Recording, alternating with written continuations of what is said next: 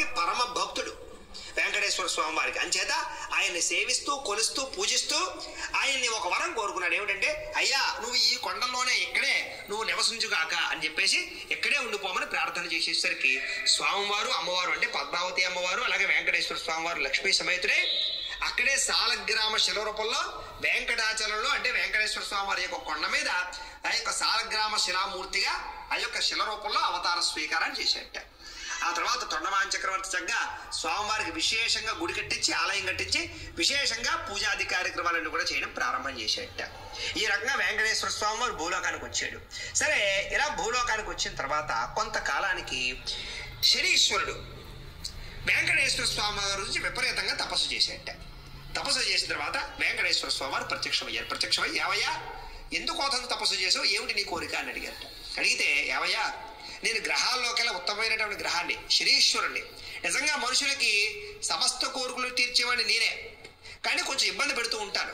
కానీ ప్రజలందరూ కూడా నన్ను నీచుడని అల్పుడని లేకపోతే శూద్రవర్ణం అని లేకపోతే నేనేదో ఇబ్బంది పెడతాను అని ఆరోగ్యాన్ని పాడు చేస్తానని అపమృత్యు దోషాన్ని కలగజేస్తాను అని నా మీద నిందలు వేస్తున్నారు. నన్ను చూసి అందరూ అవహేళన చేస్తున్నారు. నన్ను ఎవరూ పూజించటం లేదు. గ్రహాలన్నిటికీ కూడా విశేషమైనటువంటి విలువ ఉంది, కానీ నాకు విలువ లేదు.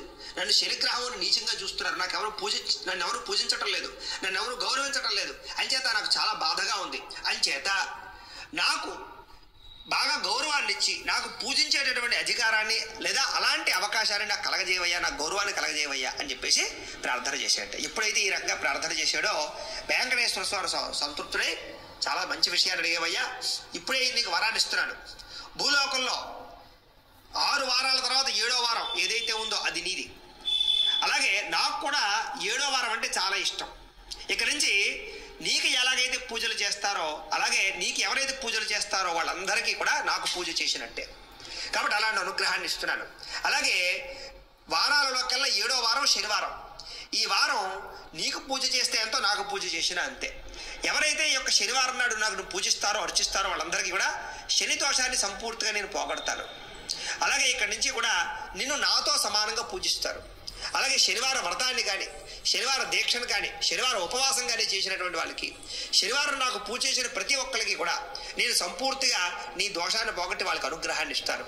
అలాగే ఇక్కడి నుంచి కూడా అందరూ కూడా నేను విశేషంగా పూజిస్తారు. ఇక్కడి నుంచి నిన్ను ఎవరైతే పూజిస్తారో వాళ్ళందరికీ కూడా సమస్త కోరికలు నెరవేరుతాయి, సమస్త దుఃఖాలు పోతాయి అని చెప్పేసి శనీశ్వరుడికి అలాంటి గౌరవాన్ని లేదా అలాంటి అవకాశాన్ని కలగజేశాడు. అలా కలగజేసేశ్వరికి శనీశ్వరుడు చాలా సంతోషించాడు. అప్పటి నుంచి వెంకటేశ్వర స్వామి వారికి కూడా శనివారం అన్నా లేకపోతే 7 అన్నా 7 సంఖ్య అన్నా, అందుకనే వెంకటేశ్వర స్వామి వారి యొక్క కొండలు కూడా 7 కొండలు.